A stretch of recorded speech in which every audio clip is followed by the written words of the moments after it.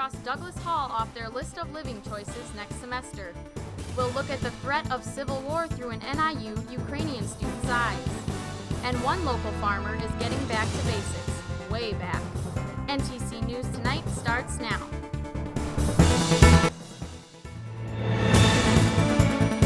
You're watching NTC News, DeKalb County's only television news source, on the campus of Northern Illinois University and from the Northern Television Center. This is NTC News Tonight. Students will have one less building to choose from when it comes to living on campus next semester with Douglas Hall closing. Good evening, I'm Trey Ward. Thanks for joining us. And I'm Erica Burgess. NTC reporter Erica Exton has more on the future of the building that many students are sad to see go. Campus remodeling is on the rise here at NIU, and now sights have been set on Douglas Hall. The Residence Hall was built in 1963 and is one of the oldest on campus, but now with focus being placed on bringing students closer to the center of campus, Douglas is no longer needed. So if you want people to mingle and to join each other in conversation and recreation and so forth, you want to get them to the center. And so part of what we're doing with Lucinda is to make that passage from the west side of the campus to the center of the campus by King Common. The idea of student togetherness is a part of President Baker's Bold Ideas for the Futures plan, and at the moment, Douglas stands in the way of that plan. Part of NIU's Bold Ideas for the Futures project includes extending Lucinda, and as you can see, it is a very busy street. But unfortunately, that means dear old Douglas will have to be torn down. Another reason for tearing down Douglas is the lack of residents living there, and inside, the building is old with asbestos and even holes in the ceiling. Not air conditioned or sprinklered, and their layouts are not what people are looking for these days. Pretty cramped quarters, common bathrooms, as you know.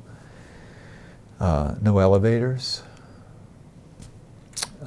To have remodeled them would be about as costly per square foot as building new if we were looking to build new, but we're not. However, regardless of its downfall, some students feel an attachment to Douglas and would prefer if it stayed. I'm going to miss this place because I've been working here, so I understand that the president wants to, implement all of his big plans and everything, so it's all right. A farewell ceremony will be held on April 27th for Douglas residents and alumni who want to say goodbye to a campus classic. From DeKalb, this is Erica Exton, NTC News. Wow, 51 years of memories. Just think if those walls could talk.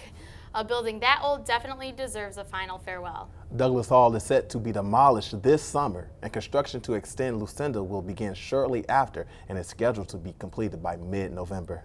One bridge located on Keslinger Road isn't being torn down after a collapse, but repaired instead.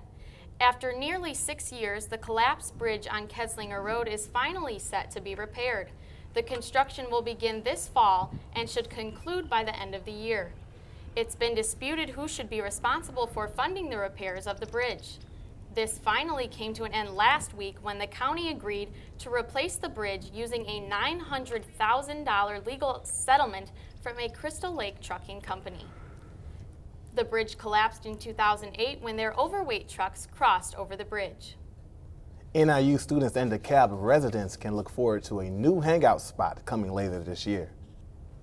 Mason Properties wants to bring new entertainment to the former Sullivan's Food location on South 4th Street.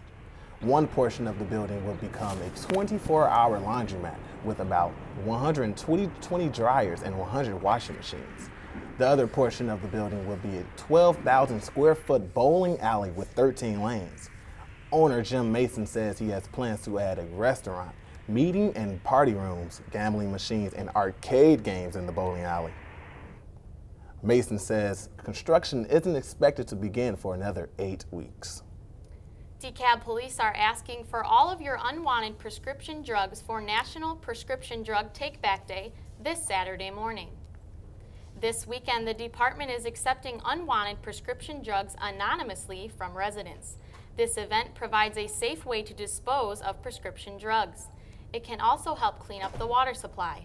Flushing pills down toilets and sinks contaminates the water supply, which police are trying to avoid. The event will be this Saturday at the DeKalb Police Station from 10 a.m. to 2 p.m. Tensions continue to run high in Ukraine, and there's no sign of pro-Russian supporters backing down. And the crisis directly affects at least one NIU student here on campus. Brett Tudela gives us a look inside the life of a Ukrainian student. A country divided between two different forms of government. For one NIU student, the turmoil over 5,000 miles away hits home all too well. Well, the hardest part was when the war started, when 60 people were killed in basically in a couple of hours. Max displays his Ukrainian flags and cards from his friends in his hometown just a few hundred miles outside of Kiev to keep them in his thoughts. He also checks his computer daily to keep up to date with what is happening in Ukraine. And our city, thankfully, was probably one of the quietest. Nothing really happened there, so I would be just with my parents supporting them. So it's not I don't feel like it's a big difference for me being here, being there. It all started when President Viktor Yanukovych rejected an accord with the European Union. Arguments raged in the country as gunmen overtook government buildings and Russian military has begun to become involved. Overall, the government was somewhat pro-Russian. That's why they didn't sign the European Union agreement in the first place. For most NIU students, they get to drive home to see their family and loved ones. But for Max, his only way home is his computer screen if he's lucky. Other than that, it's just his cell phone. Skype is his go-to form of communication with his parents, but on some days, he can only have telephone conversations. I've been talking to my parents every day pretty much, and they say something, I read something. The main topic that everyone was talking at that point was just to stop it. Stop killing. Right now, Max isn't sure when he'll get to go see his parents again, but he continues to stay in touch and stay positive. Reporting from DeKalb, Brett Tudela, NTC News. We'll have more on the ongoing crisis in Ukraine in a bit. The annual Kites Over Sycamore event proves that flying kites isn't just for little kids anymore.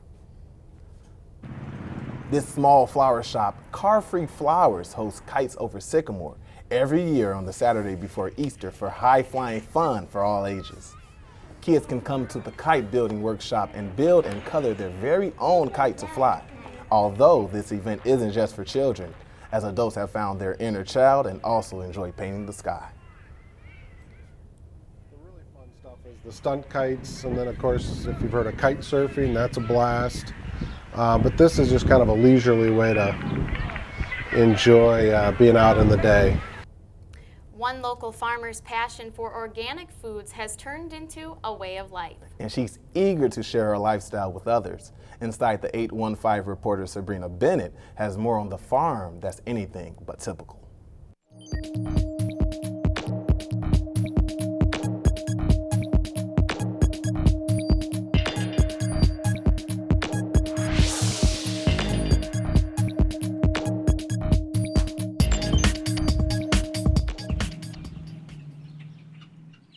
It's maple syrup tapping season for one Kirkland area farmer, and that means for the next 4 to 8 weeks, these sugar maple trees will produce around 9 to 13 gallons of sap each. The sap is then collected in bags and then cooked to eventually become syrup. And Debbie Rock, owner of Rock Farms, has her own opinion on the benefits of natural foods. It is the tree's lifeblood. So it feeds the tree, it feeds you. Our food should be our medicine. Our medicine should be our food. But maple syrup won't be the only thing that's on her plate today. Every morning, Debbie wakes up to another day of feeding and grooming her many animals. And he weighs in about 70, 80 pounds right now, so he is a force. Today, organic turkeys, mallards, and a variety of chickens are just a few of the animals raised at Rock Farms. This may look like hard work to the average person, but for Debbie, it's her passion. In 2008, Debbie left her corporate job to go after a long-time dream of owning and operating her very own organic farm. I came out here to where I get dirt under my fingernails, gave away all my silk suits and my high heels, and I just have fun with my animals. She originally bought 2 goats in an effort to produce her own organic milk and yogurt. 100% Pygora 3-ply yarns. Debbie quickly realized that what started off as a hobby could make her a profit. This is Pygora cashmere. But now it's that special time of year when winter winds down and spring is around the corner, that Debbie gets to taste the sweet fruits of her labor. This is sap from Debbie's maple trees, which is full of nutrients, which will eventually be turned into 100% natural maple syrup. That's Cheers. good. Cheers. It takes more than 40 gallons of this sweet stuff to make 1 gallon of her all-natural maple syrup. But Debbie hasn't limited herself to only organic food products. Today, she puts her focus towards producing all-natural soaps and natural fibers, sheared from her very own animals on her farm. Some of the most sought-after fibers come from the hair of the very animals that Debbie loves so much, including those of Pygora goats, alpacas, and English Angora rabbits. She uses the fibers for one of her favorite pastimes, spinning her very own natural yarn. From career woman in the business world to simple life on the farm, Debbie Rock has come full circle. In Kingston, Sabrina Bennett, NTC News. Debbie Rock teaches what she calls life skills classes that show others how to live a similar way of life. We'll be talking with Debbie in a bit to find out more on what it takes to own and operate a self-sustaining farm. Well, the animals at Rock Farms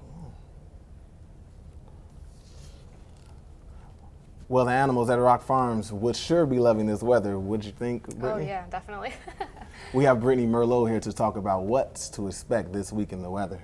Well, this week is going to be definitely what we call spring weather. We're going to see the nice warm temperatures remain, but we're going to see a lot of showers coming up. Well, let's take a look at tomorrow because that's going to be an awesome day. We're going to see temperatures in the upper 50s to lower 60s. It's going to be beautiful, sunny skies. It's going to be nice. Definitely get out and enjoy your day tomorrow. We're going to also see some gusts up to 25 miles per hour. Overall, it's going to be a very nice day. But how long are these clear skies going to stick around? Stay tuned. You're watching NTC Tonight. Can you consent with me? Imagine what you'd see if every child had a book to read. 'Cause every kid across the nation deserves a book to read, and we can make it happen right now. No, I don't know what you've been told, but kids with books learn so much more. So the mission is for us to get a book to each and every child.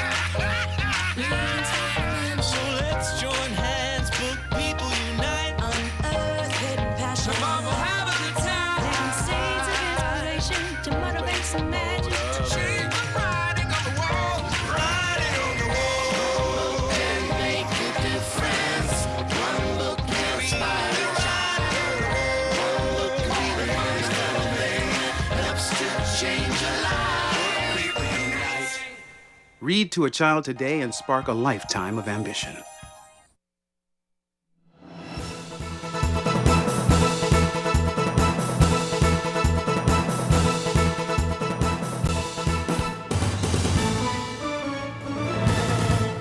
Welcome back, everyone. Wow, this weekend was absolutely amazing. Easter was perfect. Nice high temperatures, sunny, beautiful skies. But look at this. Monday, we woke up to this overcast sky, which soon pushed away to rain.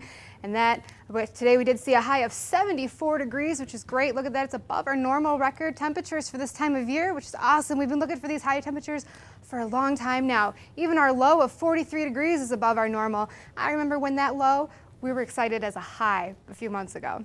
But here's what's going on today, why we have these showers. We have this warm, moist air from the south pushing up here to the Midwest. They're seeing storms down south, and even rain up here to the north. As you can see, it's already happening right now, and it's going to continue through the night, but it will stop late tonight, early tomorrow morning in those hours. This low is going to push off to the east, and we're going to remain in a high pressure area. What that means for us is beautiful sunny skies. High pressures are awesome, definitely. We're going to have beautiful sunny skies and everything for Tuesday and on into Wednesday, but Wednesday night and Thursday for sure, this is what's going to push into our area. We're going to have rain, severe threat down south, but we're definitely going to have rain all over our area mixed in with storms. So tonight, showers, they're going to hopefully end before 7 o'clock, and then we're going to be left with mostly cloudy skies with a low of 43 degrees. Tomorrow, beautiful outside again, beautiful skies, clear, high of 57. It's not as high as we're used to this past weekend, but it'll be beautiful. Gusts will be up to 25 miles per hour. Hey, maybe go fly a kite. It looked awesome. Those kites are pretty cool. Now as we move into tomorrow night, mostly clear again. Now one thing I do want to point out is it's probably going to be our last clear night this week. So definitely get out and enjoy it. Have a campfire. It's going to be a low of 34 degrees. You're going to want that fire to warm you up. Nice calm winds after midnight. And as I look at my 5-day forecast, Tuesday, Wednesday, sunny, beautiful skies, high of 57. This is where that storm's going to push into our area. We're going to have rain possibly Wednesday night, 30% chance of rain Wednesday night, and then Thursday, the storm is going to be here for sure. We have possibility for lightning, thunder, all of that. As we move into Friday, the system will push out of our way. We're going to have nice sunny skies left with a high of 62 degrees on Friday. Get outside and enjoy your weekend. It'll drop down to 54 Saturday, but there is rain in our forecast for Sunday, Monday, so enjoy your weekend. And that's it for weather. Let's send it back to the desk. Coming up, we learn more about rock farms and what it takes to run a farm of that size.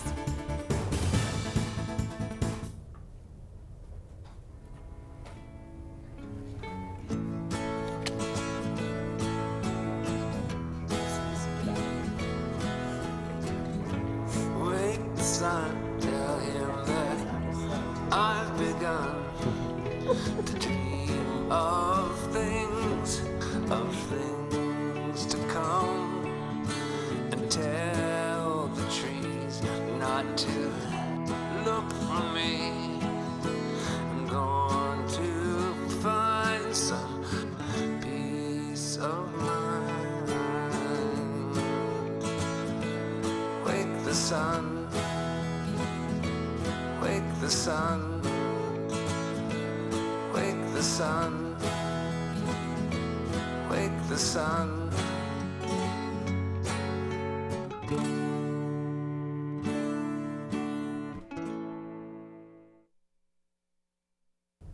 Rock Farms is a local farm in Kingston that is taking a modern-day approach to traditional farming.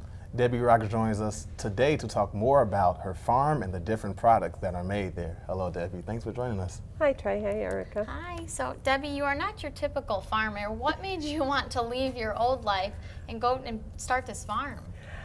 I've always been not typical and loved animals and the outside. And even though I was in nursing management and had the big desk and the secretary and everything, I was suffocating.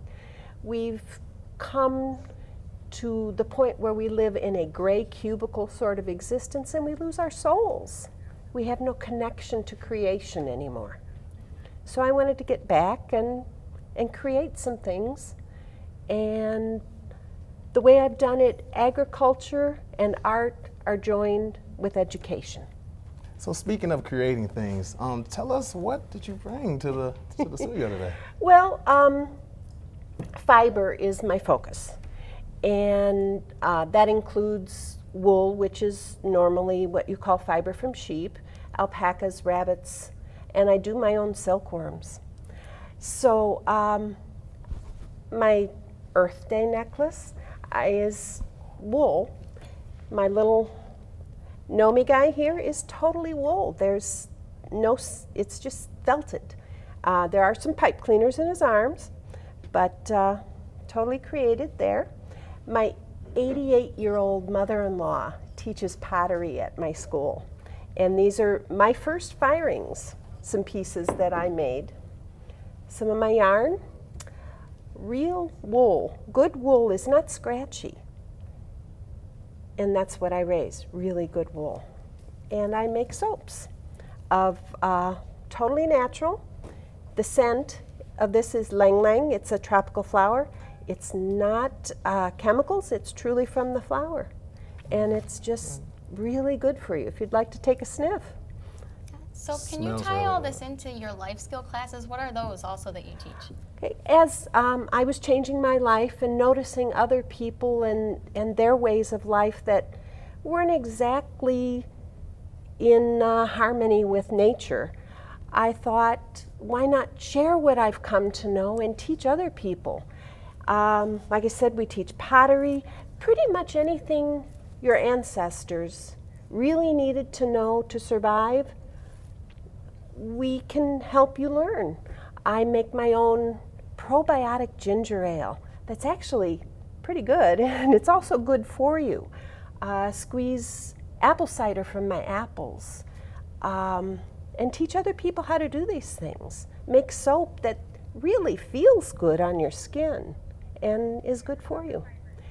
Anything you put on your skin in 26 seconds average is in your bloodstream. So how did you get your love for fibers? It's beautiful things.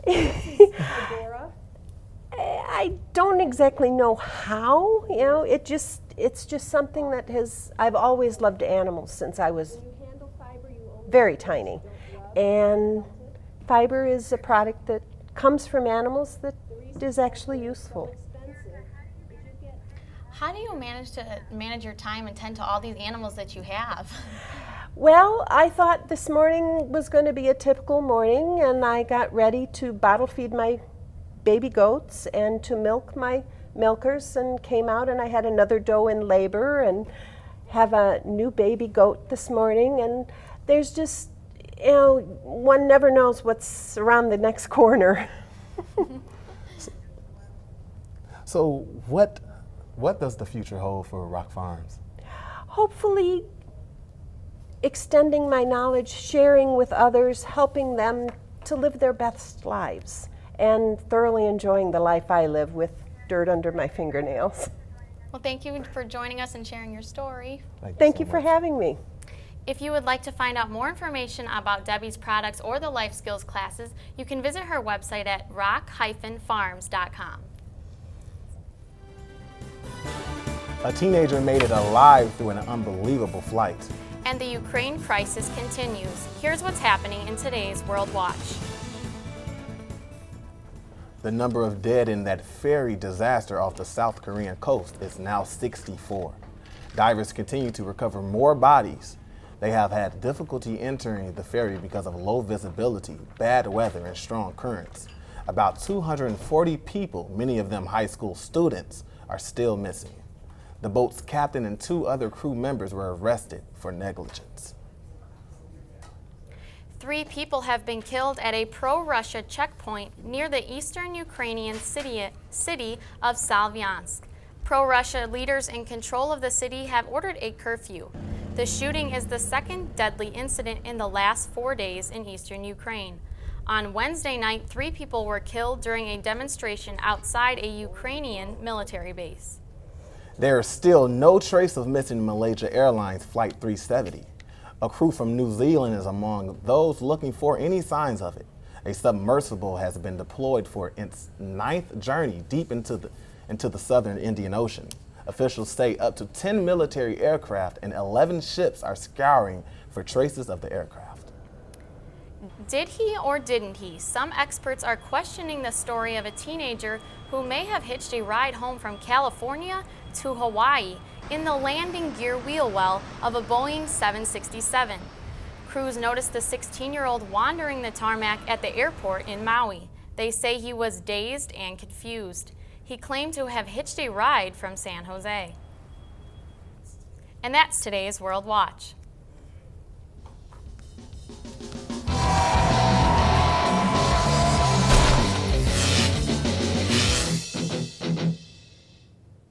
Hockey and basketball seasons have reached their playoffs. I'm David Huffman for NTC Sports. Unfortunately for the city of Chicago, it hasn't got off to the start many had hoped. The Bulls, coming off a 48-win campaign, played the Wizards at the United Center in Game 1 of the NBA playoffs. The Wizards started off hot in the first quarter as Ane hits the jump shot. Pick and roll, Nene, jump shot, bang. The Bulls would cool off with a little help from Taj Gibson as he puts back this emotional putback dunk in the second quarter.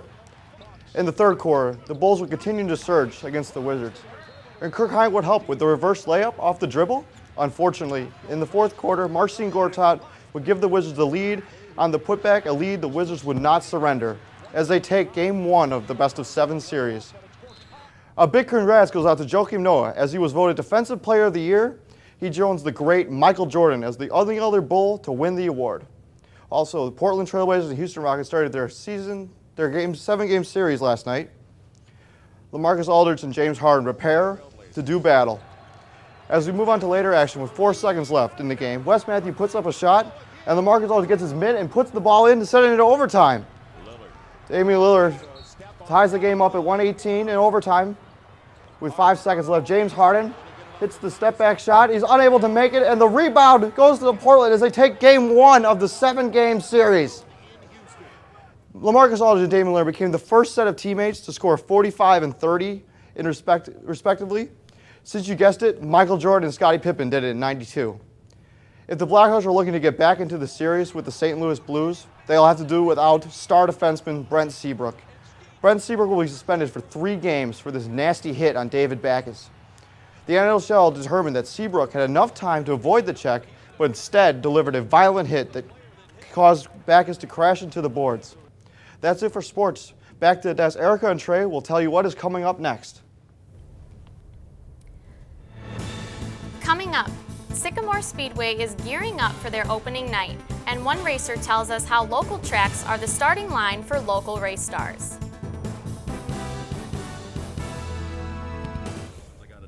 I've learned a lot about these humans. I know. I mean, check out these two. It's Flirt City over here. Yeah, I noticed that. It looks like my human is definitely into your human. Oh, look! I think she's getting his number. Nice. Your human's got some sweet moves. Takes after his dog. Oh, look, they're doing that thing where they put their arms around each other. She kicked up a leg. It's like in the movies. That's awesome. Looks like we're going to be hanging out a little bit more.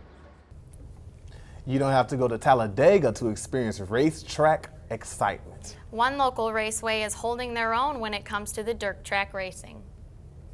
Sycamore Speedway started out the season this past weekend with a practice session. Drivers and their race teams shifted in high gear to get their cars ready for race day. Fans came out to watch the cars rally and see who might be a good driver to root for this season. For some fans, teams, and drivers, local dirt tracks are the place to be. The little local tracks, I mean, that's the bread and butter of the whole country. I mean, there's like 70 million people going to these small tracks every year to go and watch their local heroes, go and have fun. So. Seriously, that looks like a lot of fun, but it seems like it would be really loud. Yeah, definitely bring your earplugs. The official season opening begins next Saturday. NTC News Tonight is produced and directed by students here at Northern Illinois University. Thanks for watching. Enjoy the rest of your evening. We'll be back at the same time on Wednesday. Goodbye, everyone.